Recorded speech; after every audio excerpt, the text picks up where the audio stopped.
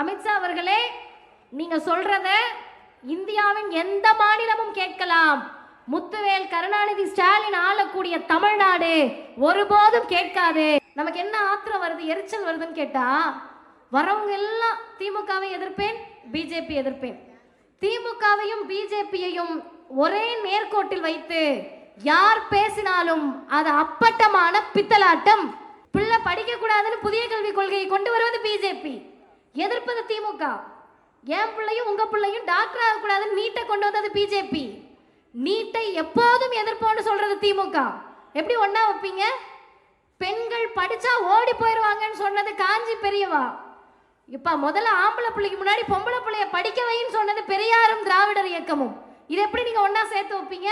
அப்ப நீங்க உடனே ஐபிஎஸ் படிச்சுட்டு அண்ணாமலை எப்படி இருக்காருன்னு கேட்கக்கூடாது. அதெல்லாம் ரேர் கேசஸ், அதெல்லாம் நீங்க கணக்குல சேர்க்கக்கூடாது. நான் சொல்றது பகுத்தறிவோடு சேர்ந்த படி. இறுதியில் நீங்க கண்ணை மூடி யோசிச்சீங்கன்னா, நீங்க அதிமுக காரா இருக்கலாம், பிஜேபி காரா இருக்கலாம், ஆர்எஸ்எஸ்ல ஊறி போனவரா இருக்கலாம், யாரா இருந்தாலும் புள்ள இருக்கும்ல, உங்களுக்கு பெத்த புள்ள இருக்கும்ல. இந்த தமிழ்நாடு, தமிழ் மண், இந்தியா என்ற மிகப்பெரிய துணை கண்டத்தை 140 கோடி மக்களை ஆளக்கூடிய பிஜேபி, ஆர்எஸ்எஸ் பயிற்சி பெற்ற மோடி, 24 மணி நேரமும் கலவரத்தை தூண்ட நினைக்கக்கூடிய பிஜேபி.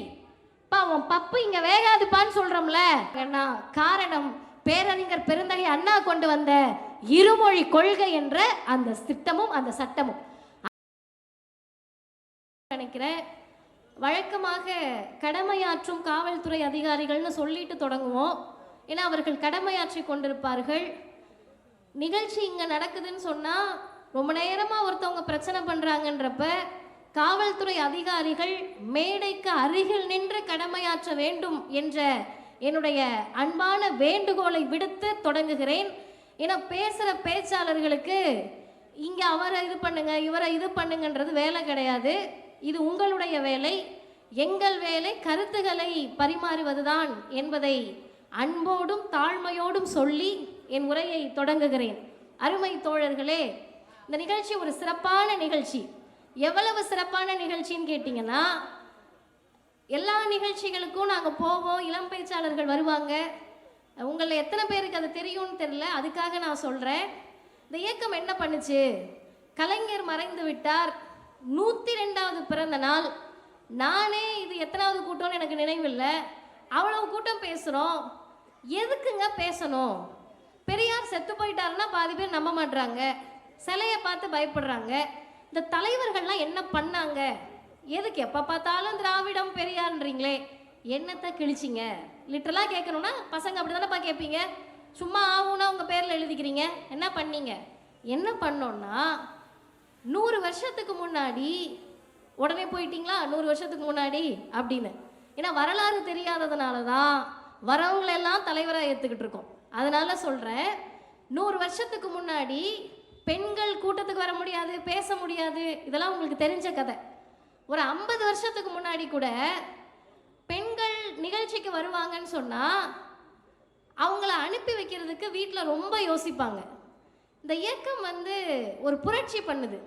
என்ன புரட்சின்னு கேட்டிங்கன்னா, தந்தை பெரியார் சொல்லுகிறார், பெண்களே உங்களுக்காக ஆண்கள் பேசணும்னு நினச்சிங்கன்னா அதை விட பிற்போக்கு ஒன்றும் கிடையாது, நீங்களே பேசுங்கன்னார்.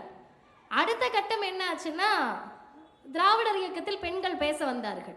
இப்போ அது எப்படி மாறி இருக்குன்னு கேட்டிங்கன்னா, அம்மா நீ பேசுமா, கீழே உட்காந்து நான் பார்க்குறேன்னு அருமை சகோதரி ஜோதியுடைய இணையர் கீழே உட்காந்து கூட்டத்தை கைத்தட்டி ரசித்து கேட்டுக்கிட்டு இருக்காரு.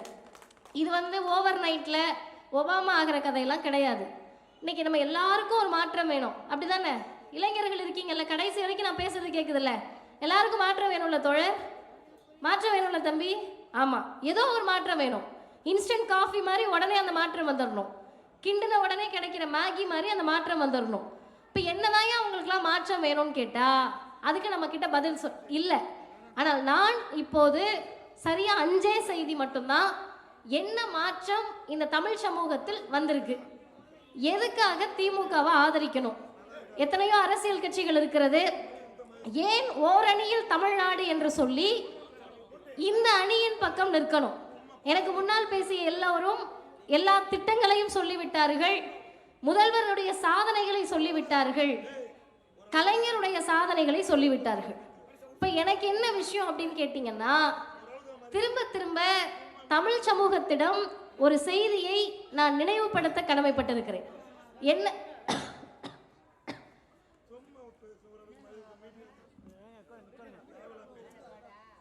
அண்ணா அவர் பேசட்டும், நான் நீங்க உட்கார்ந்துருங்க. நன்றி.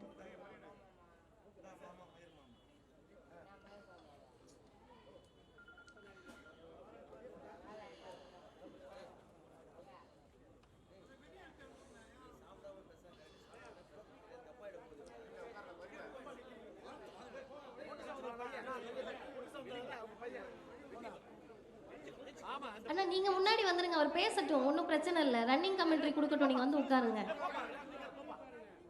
இல்ல அதான் அவர் வந்து உட்கார சொல்றேன் நான்.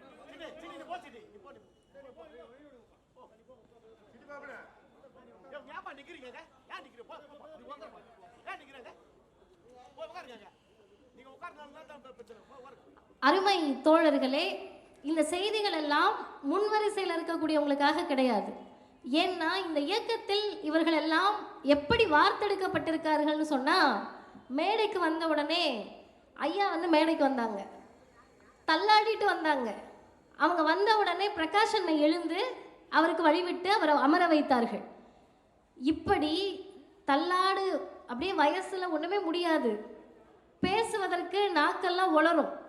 தள்ளாத வயதாக இருந்தாலும் சரி, பேச முடியலனாலும் பரவாயில்ல, தொண்டையில கடைசி சொட்டு தண்ணி இருக்கிற வரைக்கும், உடம்புல லாஸ்ட் உயிர் நாடி கடைசி உயிர் மூச்சு இருக்கின்ற வரை கருப்பு சிவப்பு கொடியை தான் தாங்கி பிடிப்பேன் அப்படின்னு சொல்லக்கூடிய அந்த மூத்தவர்களும் எங்களை போல ஊர் ஊரா போய் பேசுறீங்களே, எதுக்கு பேசுறீங்கன்னு எங்களை பார்த்து கேட்டா ஒரே ஒரு காரணத்துக்காக தான். பதவி, சுகம், சுயநலம், பணம் வரும், அதெல்லாம் ஒன்றும் கிடையாது. ஒரு பக்கம் இதெல்லாம் வர வர இன்னொரு பக்கம் இருள் வாழ்க்கையில் சூழ்ந்துக்கிட்டே இருக்கும். அப்போ இதெல்லாம் விஷயம் கிடையாது. எதுக்காக பேசுகிறோன்னு சொன்னால், தந்தை பெரியார் சொன்னார், நன்றி என்பது பெற்றவர்கள் காட்ட வேண்டியதை தவிர கொடுத்தவர்கள் எதிர்பார்க்க வேண்டியதல்ல. இந்த இயக்கத்தால் நாங்கள் பெற்றிருக்கிறோம், இந்த இயக்கத்தால் பலனடைந்திருக்கிறோம், அதனால் இந்த இயக்கத்திற்காக பேசுகிறோம். அப்படி என்னங்க வாங்கினீங்க நீங்க? உங்களுக்கு என்ன செஞ்சாங்க? பெரியார், அண்ணா, கலைஞர், முதல்வர் இவங்கெல்லாம் உங்களுக்கு என்ன செஞ்சாங்கன்னா, இத்தனை பேர் உட்கார்ந்துருக்கீங்கல்ல பசங்க, அதாவது இளைஞர்கள், நீங்கள் எல்லாருமே எனக்கு தெரிந்து ஏறக்குறைய பின்வரிசையில் இருக்கவங்க 20லேருந்து 30 வயசுக்குள்ளே இருப்பீங்க. அப்படி தானே தோழர்? ஆமாம். இவ்வளோ நேரம் நீங்கள் பேசிகிட்டு இருந்திருக்கலாம், நான் பேச விட மாட்டேன், என்கிட்ட தான் நீங்கள் பேசணும். 20லேருந்து 30 வயசுக்குள்ளே இருப்பீங்களா? சரி. இப்போ திமுகவா? எங்களுக்கு வாட்ஸ்அப்பில் வேறு வேறு மாதிரி வருதுங்க, அதெல்லாம் நாங்கள் நம்ப முடியாது. புதுசாக வரவங்களா? அவர் தாங்க, அண்ணன் தாங்க மாற்றத்தை கொண்டு வர போகிறாரு அப்படின்னு நம்மை அறியாமல் ஒரு மமதையில் இருப்போம், இல்லை ஏதோ ஒன்றில் இருப்போம்னு வச்சுக்கோங்களேன். அப்படி இருக்கப்ப 25 வயசு 30 வயசு வரைக்கும் வாழ்க்கையை பற்றி நமக்கு கவலையே இருக்காது. 25 வயசில் உங்களுக்குலாம் பொண்ணு பார்ப்பாங்க, இல்லை நீங்களே யாரையாவது லவ் பண்ணுவீங்க. அப்படி லவ் பண்ணுறப்ப பொண்ணு வீட்டில் அந்த பொண்ணு என்ன சொல்லணும்னா, டே ஏதாவது வேலைக்கு போடா, அப்போ தானே எங்கள் வீட்டில் வந்து பேச முடியணும், அப்படி தானே அண்ணே? ஆமாம். இல்லை உங்கள் அப்பா அம்மாவே பொண்ணு பார்க்குறாங்கன்னு வச்சுக்கோங்க, தம்பி வேலைக்கு போடா, இப்படியே உங்கள் கூட சேர்ந்து பொய் பேசிக்கிட்டு வாட்ஸ்அப் ஃபார்வர்ட் மெசேஜை பார்த்துட்டு பிஜேபி கூடயும் அண்ணன் தம்பிங்களோடையும் சுற்றிக்கிட்டு இருக்காதப்பா அப்படின்னு சொல்லுவாங்க. இப்போ சொந்த அப்பா அம்மா 25 வயசு ஆனோன்னா நம்ம வாழ்க்கையை பற்றி ஏதோ ஒரு இடத்துல அவங்களுக்கு கவலை வரும். பிறந்த உடனே ஐயோ இந்த பிள்ளையை பெருசாக்கிடணும்னு கவலை வராது, நம்ம சரியாக இல்லைன்றப்ப அந்த கவலை வரும். ஆனால் ஒரு இயக்கத்திற்கு, ஒரு தலைவருக்கு, தமிழ் சமூகத்தில் நான் செத்து போனாலும் பரவாயில்ல, எனக்கு பிறகு வரக்கூடிய தலைமுறை ஒருத்தர் கூட உருப்படாம போயிடக்கூடாதுன்னு கவலைப்பட்ட இயக்கத்திற்கு பெயர் திராவிடர் இயக்கம். அதற்காக திட்டங்கள் தீட்டிய தலைவருக்கு பெயர் முத்தமிழறிஞர் டாக்டர் கலைஞர் அவர்கள். கலைஞர் ஒரு நாளும் நம்ம கிட்ட ஓட்டு எதிர்பார்க்கல, இதெல்லாம் செஞ்சா நமக்கு ஓட்டு போட்டுருவாங்க அப்படின்னு கலைஞர் கால்குலேட்டிவா எதையும் பண்ணல. ஒருவேளை கால்குலேட்டிவா அவர் பண்ணியிருந்தாருன்னா மீண்டும் மீண்டும் அவர்தான் முதல்வராக வந்திருப்பார். அப்போ அவருக்கு என்ன கவலை இருந்துச்சு, என்ன பிரச்சனை இருந்துச்சுன்னா, தமிழ் சமூகத்தை சுற்றி பார்க்குறாங்க. சுற்றி பார்க்குறப்ப பாதி பேர் படிக்கலை. ஏன் படிக்கலைன்னு கேட்டால், காசு இல்லை, பணம் இல்லை, அதெல்லாம் கிடையாது. கீழடியில் படிச்சிருந்தோம்ல, கீழடியை தோண்ட தோண்ட எழுத்து வருது, பானையிலிருந்து எழுத்து வருது. எழுத்தறிவு கொண்டவர்கள் தமிழர்கள், மார்தட்டி சொல்லிக்கிறோம்ல, கீழடி தாய்மடிலாம் பேசுகிறோம்ல, அந்த பெருமை எதுக்கு வருது? கீழடியில் நம்ம ஜாதிக்காரவங்களாம் இருந்தாங்கண்ணா, கீழடியில் நம்ம மதத்துக்காரவங்க இருந்தாங்கண்ணா? கிடையாது. கீழடியில் அனைவரும் சமமாக இருந்தார்கள் என்பதற்காக தான் கீழடியை தமிழர்கள் தூக்கி பிடிக்கிறார்கள். இப்போ கீழடியில் எழுத்தறிவு இருந்துச்சு, திருவள்ளுவர் படிச்சிருக்காரு, ஔவையார் படிச்சிருக்காங்க. இவங்கெல்லாம் படித்தப்ப பெரியார் இல்லை, கலைஞர் இல்லை. அப்புறம் எப்படி நாங்கள்லாம் படித்ததுக்கு பெரியார் காரணம்ன்றீங்க? மதிவதனையும் ஜோதியும் படித்ததுக்கு எப்படி பெரியார் கலைஞரும் காரணமாக இருக்க முடியும்? அண்ணன் டாக்டர்னா எப்படி இந்த இயக்கம் காரணமாக இருக்க முடியும்? கேள்வி சரிதான தோழர்? சரியான கேள்வி. கீழடியில் பெரியார் இல்லை, அண்ணா இல்லை, கலைஞர் இல்லை, திருவள்ளுவரும் ஔவையாரும் படிக்கிறப்ப இவங்கெல்லாம் இல்லை. இப்போ நாங்கள்லாம் படித்ததுக்கு மட்டும் நீங்கள் காரணம்னு காதில் பூ சுத்துறீங்களா அப்படின்னு எங்களை பார்த்து நீங்கள் கேள்வி கேட்க வேண்டும். அந்த கேள்விக்கு என்ன பதில்னு கேட்டால் கேள்வி சரியானது. கீழடி, திருவள்ளுவர், ஔவையார் எல்லாரும் படித்த சமூகத்தில் 1000 விளக்கு மேற்கு பகுதியில் நின்று கூட்டம் கேட்டுக்கிட்டு இருக்க நம்ம தாத்தாவும் பாட்டனும் எந்த காலேஜில் பிஹெச்டி படித்தாங்க, இல்லை எந்த காலேஜில் பிஏ படித்தாங்க, இல்லை எந்த ஸ்கூலில் 12வது முடித்தாங்க? ஏன் முடிக்கல? 3000 வருஷத்துக்கு முன்னாடி படித்த தமிழர்கள், திருக்குறளை எழுதிய திருவள்ளுவர், ஆத்திச்சூடி எழுதிய ஔவையார், இவங்கெல்லாம் படித்தப்ப இந்த ரோட்டில் ஏதோ ஒரு இடத்துல தள்ளுவண்டி கடை வச்சிருக்கவரோட பாட்டி ஏன் சார் படிக்கலை? அதுக்கு தான் பதில், அவர்களெல்லாம் படித்த போது ஆரிய பார்ப்பனியம் இங்கே வரல. உங்க தாத்தாவும் என் தாத்தாவும் படிக்கிறப்ப ஆரிய பார்ப்பனியம் இங்கே வந்துச்சு. வந்தது சாதாரணமாக வரல. இன்னைக்கு புதுசாக கட்சி ஆரம்பிக்கிறவங்களுக்கு ஆரியம்னா என்னன்னு தெரியுமான்னு நமக்கு தெரியல. ஏபிசிடி மாதிரி ஐயோ ஆரியம்னா என்ன அப்படின்னு கேட்கக்கூடியவர்களுக்கு போய் சொல்லுங்க. நான் தைரியமாக வந்து அந்த சிவப்பு சட்டை அண்ணனை பார்த்து, ஆனால் நீங்கள் உங்கள் பிள்ளைய ஸ்கூலுக்கு அனுப்பக்கூடாது அப்படின்னு சொல்ல முடியுமா? ஒன்றும் வேண்டாம். இங்கே அக்காவை பார்த்து, அக்கா நாளையிலேருந்து நீங்கள் கட்சி கூட்டத்துக்குலாம் வர முடியாது அப்படின்னு நான் சொல்ல முடியுமா? நீ யாரு சொல்லன்னு கேட்பாங்கல்ல. நீ யாரு சொல்லன்னு என்னையவே கேட்குறப்ப வேறு ஒரு இனம், வேறு ஒரு மொழி பேசக்கூடியவர்கள், நமக்கும் அவங்களுக்கு சம்மந்தமே கிடையாது. அவங்க வந்து நீ படிக்கக்கூடாதுன்னு சொன்னப்ப ஒட்டுமொத்த தமிழ் சமூகமும் சரிங்க சாமி அப்படின்னு கும்பிடு போட்டுட்டு குனிஞ்சு நின்னாங்க.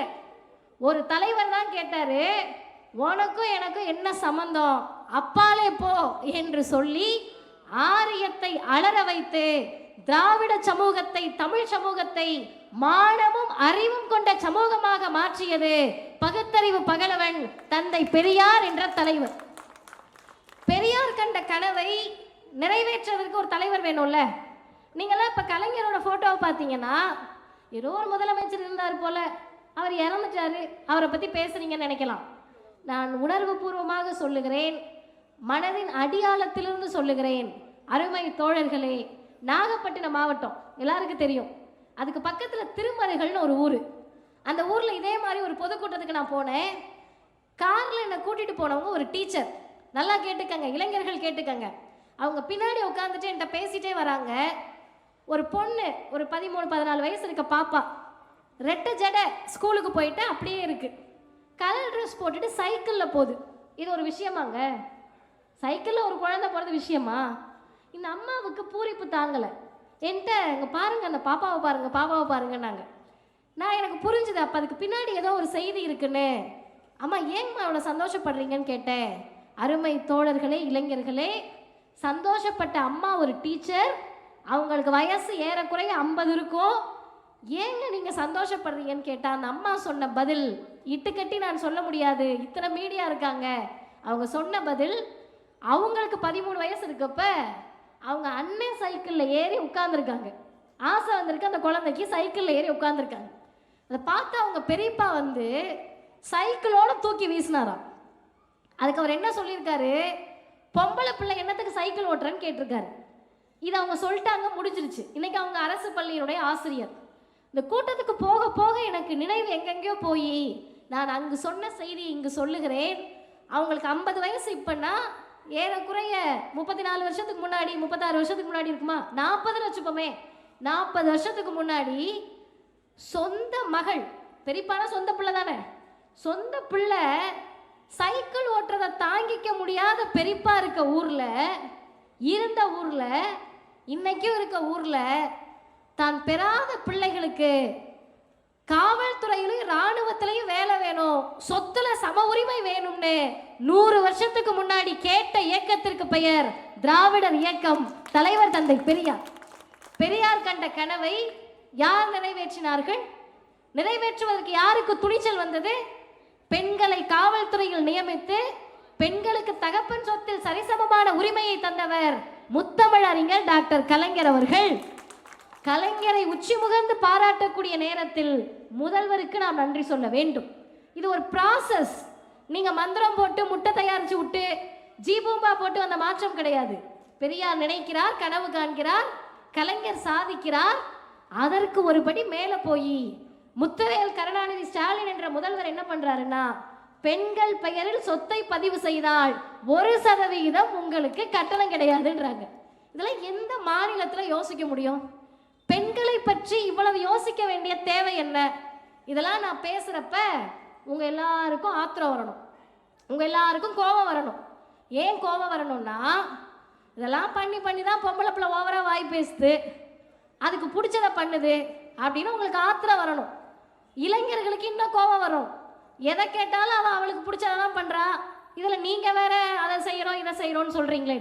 அப்பதான் நீங்க யோசிக்கணும், இவர்கள் யாருக்கு செய்தார்கள் என்றால் அமர்ந்து கேட்கக்கூடிய இளைஞர்களுடைய அம்மாவுக்கும் அக்காவுக்கும் உங்களுடைய செல்ல மகளுக்கும் உரிமை வாங்கி தந்த இயக்கத்திற்கு பெயர் திராவிடர் இயக்கம். அந்த தலைவருக்கு பெயர் முத்தமிழறிஞர் டாக்டர் கலைஞர் அவர்கள். சரி, இதெல்லாம் பண்ணிட்டீங்க, தமிழ்நாட்டில் பிரச்சனையே இல்லையா? அவ்வளோ பிரச்சனை இருக்குங்க. ஃபேஸ்புக் வாட்ஸ்அப்பை திறந்தோம்னா காலையில் எழுந்த உடனே பல்லு விளக்கி முகம் கழுவுறாங்களோ இல்லையோ, திமுகவுக்கு எதிராக போஸ்ட் போடுறாங்க, சிஎம் திட்டி போஸ்ட் போடுறாங்க, கலைஞரும் பெரியாரும் செத்துட்டாருன்னா நம்ப மாட்டேன்றாங்க, அவங்களும் இழுத்து போஸ்ட் போடுறாங்க. இப்படி இவ்வளோ பிரச்சனையை வச்சுக்கிட்டு நாங்கள் என்னத்துக்கு திமுகவை ஆதரிக்கணும்? இந்த கேள்வியை இளைஞர்கள் பேச வர எல்லா திமுக காரங்க கிட்டையும் கேட்கணும். நீங்கள் கேட்டாதானே நாங்கள் பதில் சொல்ல முடியும். என்ன பதில்? பிரச்சனை இருக்கா? ஆமாம். 0% வைலன்ஸ், 0% கிரைமே இல்லைங்க, குற்றமே இல்லைங்க அப்படின்னு உலக நாடுகளில் போய் நீங்கள் தேடினீங்கன்னா கடல்லையே இல்லை. மனிதர்கள் இருக்கக்கூடிய இடத்தில் அதை நீங்கள் தேட முடியாது. அப்போ இதெல்லாம் இருக்கிறப்பையே ஏன் முதல்வரை ஆதரிக்கிறோம், திமுகவை ஆதரிக்கிறோம்னா, பிரச்சனை நடந்துருச்சு சார்னு தகவல் வந்தா, ஓ அப்படியா, நாளைக்கு காலையில் நான் டிவியை பார்த்துக்கிறேன் அப்படின்னு சொல்லாமல் பிரச்சனை நடந்ததை உறுதி செய்து பிரச்சனையில் அதிகாரிகளின் பக்கம் நிற்காமல் சாமானிய மக்களின் பக்கம் நிற்பதால் முத்துவேல் கருணாநிதி ஸ்டாலின் என்ற முதலமைச்சரை ஆதரிக்கிறோம். பிரச்சனை நடக்கிறப்ப அதிகாரிகளை காப்பாற்ற வேண்டும், ஆளும் வர்க்கத்தை காப்பாற்ற வேண்டும் அப்படின்னு நினைச்சா அதற்கு பெயர் அதிமுக, அமித்ஷா திமுக. மக்களோடு நிற்பேன் என்று சொன்னால் அதற்கு பெயர் திராவிட முன்னேற்ற கழகம் என்பதை தமிழ்நாட்டின் முதலமைச்சர் நிரூபித்திருக்கிறார்.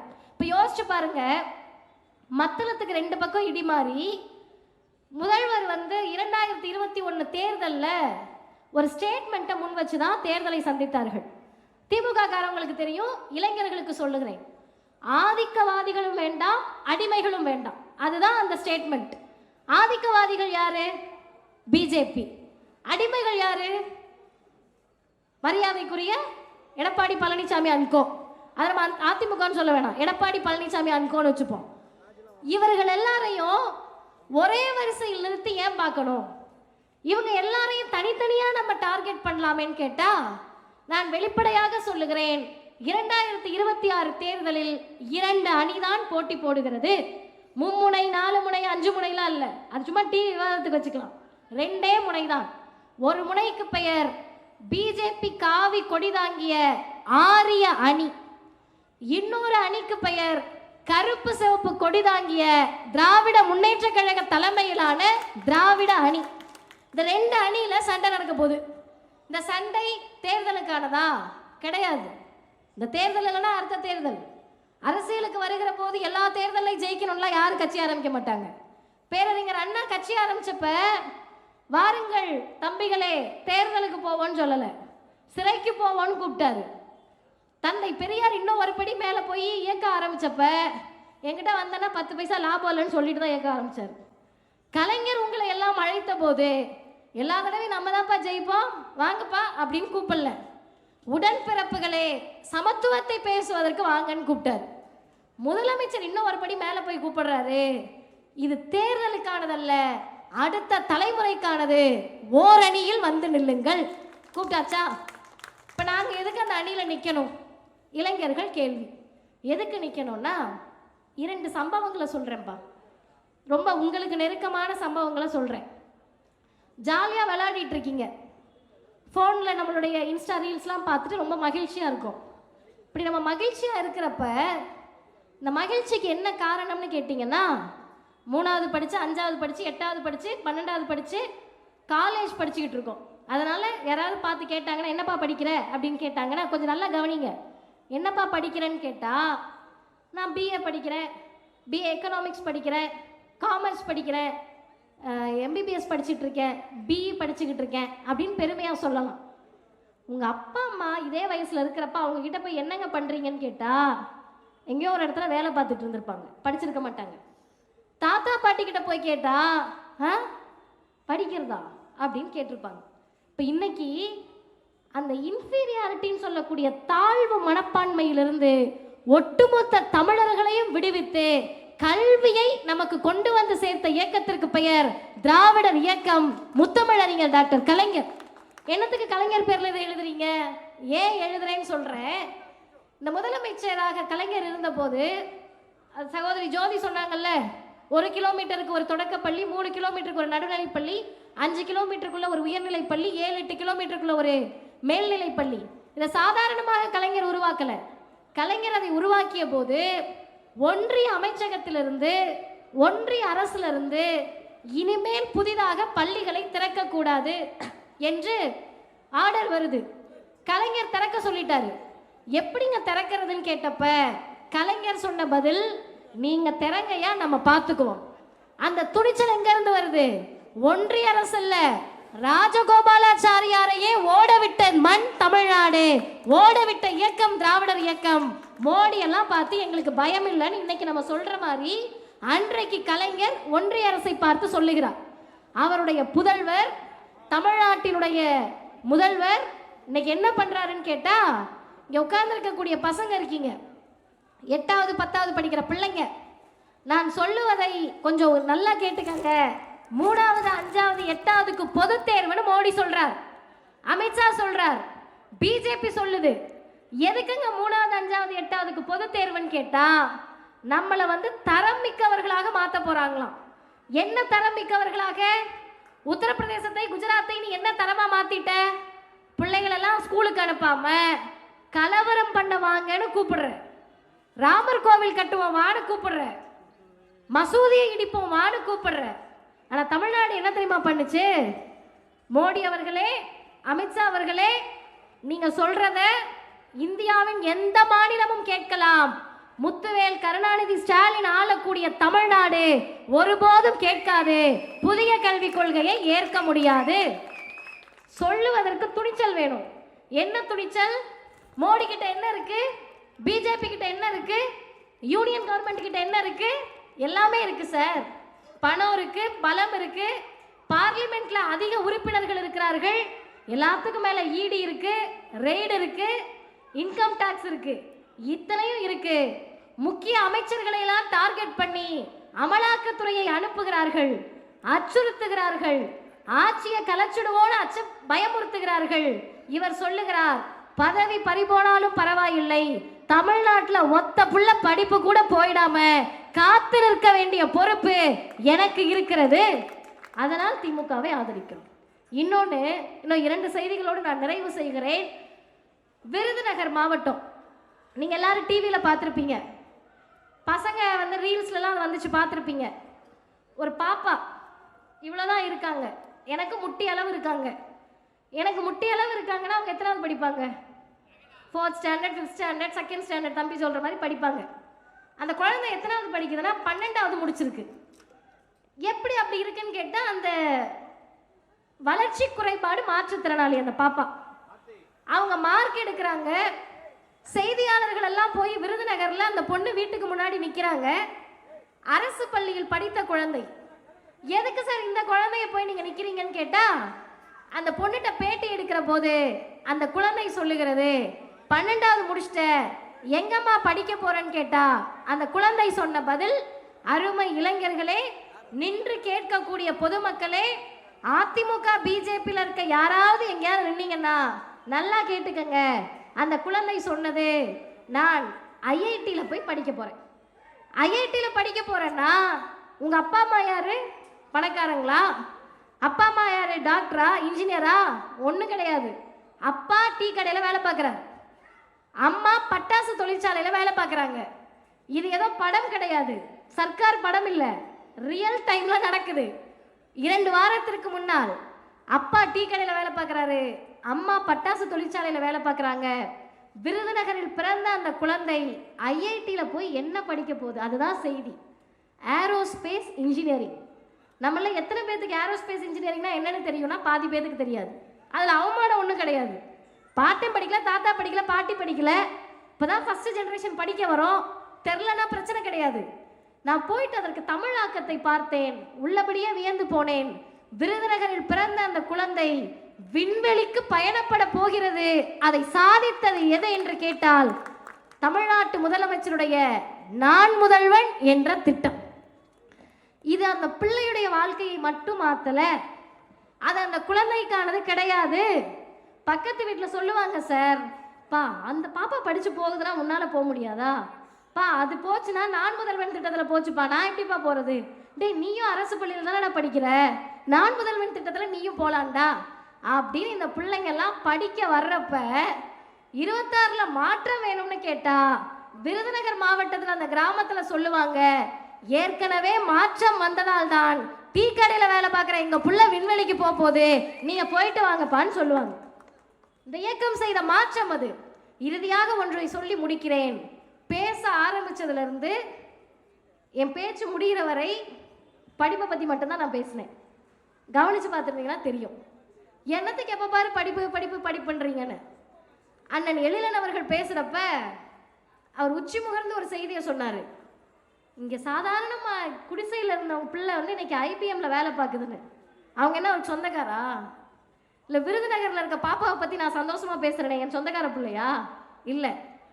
திமுக இந்த திராவிடர் இயக்கம், இவங்க யார்கிட்ட போய் நீங்க கேளுங்க, தமிழ்நாட்டின் கடைகோடியில் ஒரு குழந்தை படித்து பட்டம் பெற்றாலும் சொந்த பிள்ளை படிச்சு பட்டம் வாங்கின மாதிரி சந்தோஷப்படுவோம், மகிழ்ச்சி அடைவோம். என்ன தெரியுமா காரணம்? சாதாரணமா வரல சார். நமக்கு என்ன ஆத்திரம் வருது, எரிச்சல் வருதுன்னு கேட்டா, வரவங்க எல்லாம் திமுகவை எதிர்ப்பேன், பிஜேபி எதிர்ப்பேன். திமுகவையும் பிஜேபியையும் ஒரே நேர்கோட்டில் வைத்து யார் பேசினாலும் அது அப்பட்டமான பித்தலாட்டம். எப்படி ரெண்டையும் சேர்த்து வச்சு பேசுவீங்க? பிள்ளை படிக்க கூடாதுன்னு புதிய கல்விக் கொள்கையை கொண்டு வருவது பிஜேபி, எதிர்ப்பது திமுக.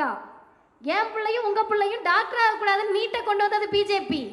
நீட்டை எப்போதும் எதிர்ப்போன்னு சொல்றது திமுக. எப்படி ஒன்னா வைப்பீங்க? பெண்கள் படிச்சா ஓடி போயிடுவாங்கன்னு சொன்னது காஞ்சி பெரியவா. இப்ப முதல்ல ஆம்பளை பிள்ளைக்கு முன்னாடி பொம்பளை பிள்ளைய படிக்க வைன்னு சொன்னது பெரியாரும் திராவிடர் இயக்கமும். இது எப்படி நீங்க ஒன்னா சேர்த்து வைப்பீங்க? இன்னொரு பக்கம் வாங்கல, படிப்பு படிப்பு படிப்பு, எதை படிச்சு விட்டாலும் பரவாயில்ல, படிப்பை விட்டுறாதுன்னு எதுக்கு தெரியுமா சொல்றோம்? படிச்சா அறிவு வரும், அறிவு வந்தா சரியான இடத்தில் இருப்போம். அப்போ நீங்க உடனே ஐபிஎஸ் படிச்சுட்டு அண்ணாமலை எப்படி இருக்காருன்னு கேட்கக்கூடாது. அதெல்லாம் ரேர் கேசஸ், அதெல்லாம் நீங்க கணக்கில் சேர்க்கக்கூடாது. நான் சொல்றது பகுத்தறிவோடு சேர்ந்த படிப்பு, படிப்போடு சேர்ந்த பகுத்தறிவு. அந்த பகுத்தறிவோடு நீங்கள் சிந்தித்தால் 2026இல் திராவிடம் வெர்சஸ் ஆரியம், திமுக வெர்சஸ் மற்ற எல்லா அணிகளும் நீங்கள் சேர்த்து வைத்து பார்க்கிற போது இறுதியில் நீங்க கண்ணை மூடி யோசிச்சீங்கன்னா, நீங்க அதிமுக காரா இருக்கலாம், பிஜேபி காரா இருக்கலாம், ஆர்எஸ்எஸ்ல ஊறி போனவரா இருக்கலாம், யாரா இருந்தாலும் புள்ள இருக்கும்ல, உங்களுக்கு பெத்த புள்ள இருக்கும்ல. பெத்த பிள்ளைய பார்க்குறப்ப என் பிள்ளை நாசமா போட்டோம் அப்படின்னு யாராவது நினைப்போமா? நான் பெட்டு கட்டி கேட்பேன். இப்போ நேரம் இல்லாதனால கேட்கல. 5000 ரூபா பெட்டு கட்டி தமிழ்நாடு ஃபுல்லாக கேட்பேன். யாராவது ஒரே ஒரு பெற்றோர் என் பிள்ளை நாசமா போட்டோம், பிஜேபிக்கு போட்டோம், என் பிள்ளை போய் பிஜேபி காரங்களோட சேர்ந்து கலவரம் பண்ணட்டும்னு யாராவது நினைப்போமா? நினைக்க மாட்டோம். என்ன நினைப்போம்? நான் படிக்கல, என் பிள்ளை எப்படியாவது படிச்சிடணும் சாமின்னு நினைக்கக்கூடிய பெற்றோர்கள் தமிழ்நாட்டில் மட்டும்தான் இருக்கிறார்கள். எந்த தைரியத்தில் இந்த முதல்வர் இருக்கிறார்? இன்னைக்கு காலையில் ஒரு வீடியோ பார்த்தேன், அவ்வளவு நிகழ்ச்சியாக இருந்தது. அந்த அம்மா பூண்டு உடச்சிட்டு இருக்காங்க. பூண்டை தட்டுவாங்களாக்கா? அது தட்டிக்கிட்டு இருக்காங்க உட்காந்து கிலோ கணக்கில். ஒரு நைட்டி போட்டுட்டு ரொம்ப எளிய குடும்பம். அவங்ககிட்ட போய் கேட்குறாங்க, இந்த ஓரணியில் தமிழ்நாடு இந்த இதுக்காக ஏன் திமுகவுக்கு வாக்களிக்கணும்னு நினைக்கிறீங்கன்னு. அந்த அம்மா சொன்ன பதில், கலைஞர் மட்டும் இல்லைன்னா இன்னைக்கு என் பிள்ளை உசுரோடு இருக்காது. ஏன் கலைஞர் என்ன டாக்டரா? எப்படி உங்கள் பிள்ளை உசுரோடு இருக்குன்னா, திடீர்னு பிள்ளைக்கு ஹார்ட்டில் நோயின்ட்டாங்க, டாக்டர்கிட்ட ஹாஸ்பிட்டல் தூக்கிட்டு ஓடணும், காசு இல்லை, கவலைப்படாதீங்க, கலைஞர் காப்பீட்டு திட்டம் இருக்குது, சர்ஜரி பண்ணிடலான்னு சொன்னாங்க. என் பிள்ளை இன்னைக்கு நல்லா இருக்கான். எனக்காக இல்லைனாலும் என் பிள்ளைக்காக திமுகவுக்கு தாங்க ஓட்டு போடுவேன். இதை நீங்கள் பிஜேபியோடு எப்படி ஒப்பிட முடியும்? எந்த வகையில் ஒப்பிட முடியும்? அப்போ எல்லாருக்கும் என்ன முக்கியம்னா, பெத்த பிள்ளை முக்கியம். ஒரே அணி, திராவிட முன்னேற்ற கழக தலைமையிலான அணி. என் பிள்ளை வேலைக்கு போகணும், நுனி நாக்கில் ஆங்கிலம் பேசணும், மேக்ஸ் புக்குக்கு 50 ரூபா கொடுங்கம்மான்னு முத நாள் கேட்டுட்டு அடுத்த நாள் போய் கணக்கு புக்குக்கு 50 ரூபா கொடுங்கம்மான்னு கேட்டாலும் கணக்கும் மேக்ஸும் ஒன்று தெரியாத குடும்பத்தில் பிறந்த பிள்ளைகள் இன்றைக்கு இன்ஃபோசிஸில் உட்காந்து லேப்டாப்பை தட்டிக்கிட்டு இருக்காங்கன்னா காரணம் பேரறிஞர் பெருந்தகை அண்ணா கொண்டு வந்த இருமொழி கொள்கை என்ற அந்த திட்டமும் அந்த சட்டமும். அதை இன்றைக்கும் உயிராக நேசித்து மண் மொழி மானம் காக்க ஓரணியில் திரள்வோம் என்று முதல்வர் சொல்லுகிறார். மானம்னா என்ன? இந்த டிவியில் வருதுல்ல, மானம்லாம் வேட்டி சட்டை மற்றதெல்லாம் வாழ மாட்டேன், அந்த கதை கிடையாது. அதெல்லாம் ஜாதி பெருமை பேசுகிற கதை. ஒரு ஜாதி பெருமையும் இல்லை, ஒரு மத பெருமையும் இல்லை. நாம் சொல்லக்கூடிய மானம் என்பது தன்மானம் என்று சொல்லக்கூடிய சுயமரியாதையை நாம் பேசுகிறோம். மோடியை பார்த்து சொல்லுகிறோம், பிஜேபியை பார்த்து சொல்லுகிறோம், அவர்களுடைய அல்லக்கைகளை பார்த்து சொல்லுகிறோம், நீங்கள் மானத்தை இழந்து சுயமரியாதை இழந்து திராவிடத்தை கொச்சைப்படுத்தக்கூடிய பிஜேபிக்கு காலுக்கு கீழே உட்கார்ந்துருக்கீங்க. சுயமரியாதையோடு நாங்கள் பிஜேபியை எதிர்த்து நிற்கிறோம், ஓரணியில் நிற்கிறோம் என்பதற்கான அர்த்தம் தான் மானம் காக்க.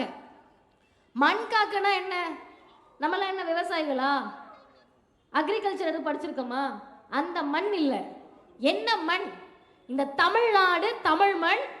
இந்தியா என்ற மிகப்பெரிய துணை கண்டத்தை 140 கோடி மக்களை ஆளக்கூடிய பிஜேபி, RSS பயிற்சி பெற்ற மோடி, 24 மணி நேரமும் கலவரத்தை தூண்ட நினைக்கக்கூடிய பிஜேபி. பாவம் பப்பு இங்க வேகாதுப்பான்னு சொல்றோம்ல, அந்த தமிழ்நாட்டை காப்பதற்கு ஓரணியில் திரள்வோம். மொழி காக்க. நான் திராவிடர் கழகத்தில் இருக்க பிள்ளை, பெரியாரியவாதி, மொழியின் மீது அப்படியே உருகி உருகி பற்றோடு அப்படிலாம் இல்லை. ஏன் மொழியை காக்கணும்னா, ஐயா பெரியார் சொல்லுகிறார், மொழி அழிந்தால் அந்த இனம் அழிந்து விடும். இலங்கையில் நடந்தது அது, மணிப்பூரில் நடந்து கொண்டிருப்பது அது. மொழியை காக்க வேண்டும் என்பது, இந்த இனத்தை காப்பது என்பது, தமிழ் மொழியை காப்போம் என்பது தமிழர்களுடைய பாரம்பரியமான பிறப்புக்கும் எல்லா உயிர்க்கும் என்ற வள்ளுவத்தை காப்பது என்பது. அந்த வகையில் உங்க பிள்ளையும் எங்க பிள்ளையும் ஒழுங்கா படிச்சு வேலைக்கு போய் சமத்துவத்தோடு சுயமரியாதையோடு பகுத்தறிவோடு சமூக நீதியோடு மனுஷங்களா வாழணும்னா 2026 மட்டுமல்ல, இன்னும் பல 10 ஆண்டுகளுக்கு ஓரணியில் முத்துவேல் கருணாநிதி ஸ்டாலின் என்ற இந்த முதலமைச்சர் தான் முதல்வராக இருக்க வேண்டும் என்பதை தெரிவித்து, இதே நாளில் இளைஞரணி செயலாளராக பொறுப்பேற்று 7 வருடங்களில் பலரை உருவாக்கி இருக்கக்கூடிய, அதுதான் முக்கியம். அவர் செய்த பல சாதனைகளில் முதல் சாதனை எதுன்னு கேட்டா, ஆரியத்தை எதிர்த்து நிற்பதற்கு திராவிடம் என்ற பெரும் படையை உருவாக்கி இருக்கக்கூடிய அண்ணன் உதயநிதி அவர்களுக்கும் எங்கள் கழக தலைவர் ஆசிரியர் சொல்லுவார், முதல்வரை ஆதரிப்பது என்பது முதல்வரை இல்ல, திமுகவை ஆதரிப்பது என்பது திமுகவை அல்ல, எங்கள் தலைமுறையை பாதுகாப்பதற்காக திமுகவை பாதுகாக்க நினைக்கிறோம், இந்த முதல்வரை பாதுகாக்க நினைக்கிறோம் என்று சொல்லி முடிக்கிறேன். வாய்ப்புக்கு நன்றி, வணக்கம்.